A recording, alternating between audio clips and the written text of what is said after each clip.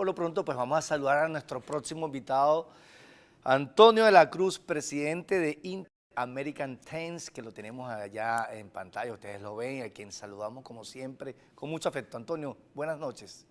Muy buenas noches, Ángel. Un placer siempre estar contigo en tu programa y el de Carlos. Así es. Antonio, tu primera lectura sobre el caso de Perú, ya conocido todos los acontecimientos, ¿qué esperas en lo sucesivo de lo que va a ocurrir en Perú?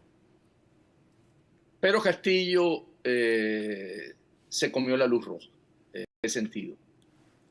Pensó que podía cerrar el Congreso porque además había logrado comprar tiempo con la Comisión de la OEA, que estaba buscando diálogo entre los diferentes poderes en el Perú. Pensó que el haber, en la posibilidad de no ser por tercera vez buscar el Congreso y de inhabilitarlo, se adelantó. Porque si no se hubiese adelantado, no habían los votos para inhabilitarlo esa noche. Ese día. Lo que ocurrió fue que estaba muy nervioso, pensó que no lo iba a poder lograr y creyó que contaba con el apoyo de las Fuerzas Armadas. Ahí las Fuerzas Armadas no le hicieron creer que no le dieron el apoyo, pero tampoco le negaron la situación. Y cuando él comete el hecho, es básicamente donde él comete su gran error político. Y por supuesto, no había más que esperar que se desarrollaran el resto de los acontecimientos porque estaba convocada esa sesión del Congreso y donde la gente se plegó tanto de su partido como del resto de los partidos que lo habían, grupos de otros partidos que lo habían apoyado, y lo dejaron en el aire, igual que las Fuerzas Armadas, igual que los ministros que Se renunciaron. suicidó políticamente. Él básicamente se tragó la luz roja, correcto. Él no entendió, no tiene las capacidades políticas para lo que estaba montado, porque cuando lo hizo Fujimori, las Fuerzas Armadas lo apoyaron. Cuando lo hizo también, otro que hizo eso fue Vizcarra, debemos recordar, el presidente Vizcarra. Y también se salió con la suya. En este caso, al no contar con el apoyo de las Fuerzas Armadas, por supuesto, no tenía piso político. Sí, claro. Las Fuerzas Armadas tampoco lo apoyaron y era ya un hecho concreto. Pero fíjate, Antonio, es un tema difícil porque incluso él, en nivel de aprobación de Castillo, un nivel muy bajo, pero tan bajo como el nivel de desaprobación del Congreso peruano. Niveles de desaprobación ambos por encima del 70%. Entonces, ayer, conversando con Diego Acuña, un colega periodista, le decía, ok, es que ya tienen 7 presidentes en los últimos 11 años, destituidos muchos por unos presos, otros prófugos y otros. El Congreso ha sido determinante, entonces claro que el contrapeso es bueno, claro que es importante la independencia de poderes, pero no se pudiera estar esto convirtiendo como una especie de vicio constitucional allá. El Perú tiene características muy particulares y va cuando los presidentes son elegidos por el pueblo.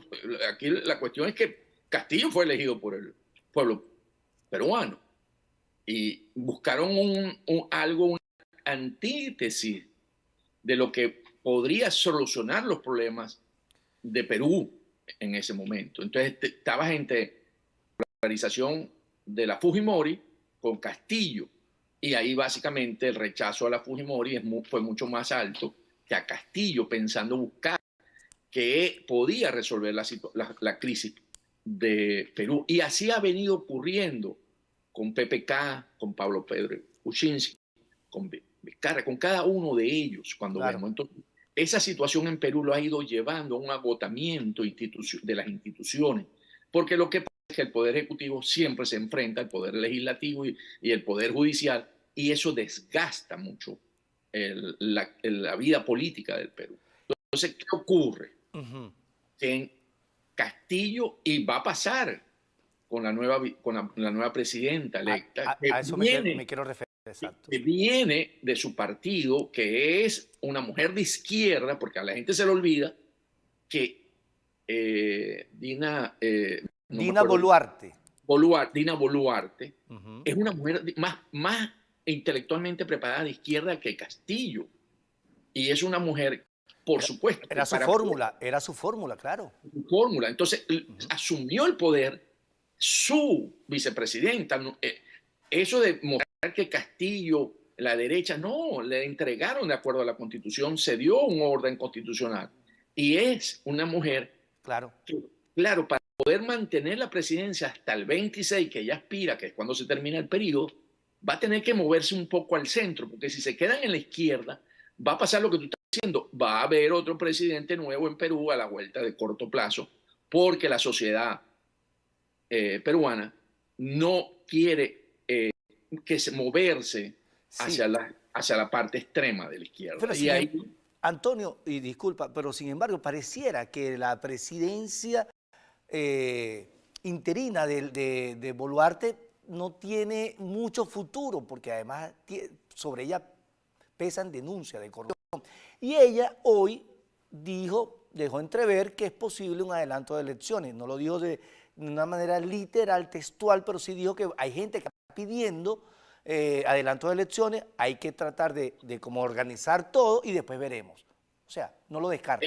ella tiene que buscar un consenso ahorita, o sea, moverse hacia el centro para tener el apoyo de los otros partidos, construir, salir de esta crisis política y en el mejor momento, y ojalá no sea muy largo, convocar a una elección presidencial nuevamente, porque, como lo estás señalando tú, ella no tiene ese político tampoco tan fuerte. Ella no tiene una fracción parlamentaria de ella, que sí la tenía Castillo. Entonces, por eso ella tiene que moverse a buscar alianzas con los grupos para ver si puede coincidir en el centro. De otra manera, podríamos volver a ver una crisis política en Perú a la vuelta de un corto tiempo. Fíjate, vamos a hacer la pausa. Al regreso quiero conversar contigo sobre otros temas importantes que tienen que ver qué pasará, qué pasará. Ya está que empezó un proceso de negociación otra vez en México, si hubo el acuerdo en materia de la ayuda civil, la ayuda humanitaria que puede darse, pero ¿qué pasará? ¿Cuál será la posición de Estados Unidos con respecto al régimen, si el régimen no se sienta, si el régimen se sienta y se para, si el régimen cumple lo acordado ahí o no lo cumple? Al regreso quiero tu respuesta sobre este particular. Presidente de Inter American Trends. La pregunta es directa. Posición de Estados Unidos en caso tal, porque ya ocurrió, ya se levantó de la mesa, ya o no se sienta, o si se vuelve a sentar se para y no cumple el acuerdo. Manejarlo. Quiero conocer qué escenarios posibles puede tener Estados Unidos con respecto al régimen de Venezuela. Los incentivos para Maduro en este momento son muy pocos para ir a México. Maduro tiene ya lo que él más atesoraba, el regreso de sus sobrinos. Y después la licencia Chevron, que es la que le va a permitir tener los ingresos por las exportaciones petroleras. Entonces, aparte de eso, Maduro no tiene otro incentivo para ir a México. Porque en México, si tú lo vemos, es ponerle una hoja de ruta para que realice unas elecciones libres, justas y transparentes. Y por eso Maduro jugó duro y dijo, si ustedes quieren, además reconoce que no son limpias cuando él hace esa declaración, unas elecciones limpias, tiene que ser con una Venezuela sin sanciones. O sea, él reconoció ahí que no son limpias, de mano, te lo está diciendo de frente. Sí, lo dijo. Y si ustedes quieren es sin sanciones, o sea, quítenmelas todas. O sea, entonces, lo dijo hoy, lo ratificó Jorge Rodríguez también, además. le elevó el costo a los Estados Unidos. Porque lo que le está diciendo básicamente, quítenme las sanciones, y es la que más quiere que le quiten, es el precio a su cabeza, los 15 millones. Porque mientras él tenga ese precio, acuérdense que eso es libre de cualquier grupo que pueda capturarlo donde esté y venir a cobrar la recompensa. Eso es lo que él busca como inmunidad. ¿Puede suceder, Antonio? Es la pregunta. ¿Puede suceder eso? Bueno, tú sabes que hay mucha gente que es actividad privada, ¿cómo se llama? Fuerzas especiales, que fueron fuerzas especiales. No que la vayan a capturar. Puede suceder que ya le quiten ese precio de la cabeza sobre Maduro y los jerarcas del régimen. En esa intención de Estados Unidos de querer lograr, porque además se quedaron con un solo objetivo, que es la elección libre, justa y competitiva, podría llegar a ser. ¿Qué acaba de ocurrir recientemente, la semana pasada? La hija del dueño de Huawei, que fue la directora de finanzas, que fue capturada en Canadá, recordemos, por instrucciones de los Estados Unidos, porque había violado ¿cómo se llama?, las sanciones a Irán, había mentido, y además se consideraba como, a Huawei estaba considerado como una amenaza a la seguridad de los Estados Unidos, porque el control de la tecnología 5G que se ha utilizado ahorita en las manifestaciones de China. Y han podido, le ha llegado anuncios a personas que han pasado por las manifestaciones que tienen que presentarse a la policía, porque eso es lo que te da el reconocimiento de cara y todo eso en la tecnología 5G. A ella le acaban de quitar todos los cargos, la justicia norteamericana, porque cumplió con el acuerdo que dice. Entonces, si eso lo hicieron con Ay, él, papá. Él podría estar aspirando a que, ¿por qué no conmigo? Si yo estoy cumpliendo, si yo me comprometo con algo, yo también debería tener el beneficio. Pero eso es si él se compromete a hacer una elección transparente, libre, justa, con un CNE equilibrado. O sea, ¿y tú crees que eso se logre si tenemos no sé cuántos años en este tema? Dime. Venezuela, ya la comunidad internacional está, vamos a ponerla así, ha perdido interés, para no poner la otra palabra, ha perdido interés en la solución en Venezuela. Porque la gran apuesta fue en el 2019 y no se logró. Entonces, la situación hoy a nivel internacional, la invasión de Rusia, Ucrania, la posible amenaza de China, Taiwán, Venezuela ha dejado de ser realmente algo que preocupe a la comunidad internacional y quiere una solución. Mira, Venezuela, lo que yo visualizo en esos escenarios es que se va a dar una elección, que va a ir a ver la Unión Europea y que van a decir unas correcciones que hacer, pero lo van a reconocer el resultado. Y eso lo sabe, y eso Maduro con eso está jugando en su negociación. Y le van a dar la legitimidad de origen a esa elección.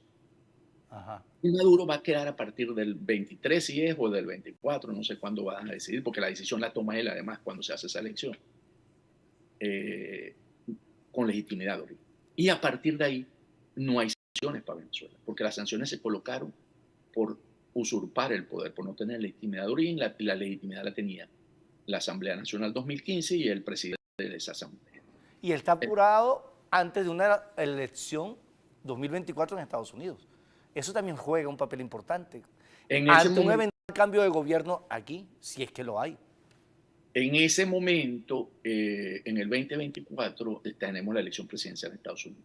Pero aquí hay un elemento, si vamos a meternos con la política. Un minuto me queda. Con la política nacional. Los candidatos que están surgiendo, yo creo que ante los candidatos que hay, o sea, si vamos a una primaria republicana y gana DeSantis, Donald Trump se va a lanzar. Donald Trump no va a no ser candidato. Dividiendo. Y al dividir y ir Donald Trump, Biden va a aspirar a ser presidente y Biden gana esa elección.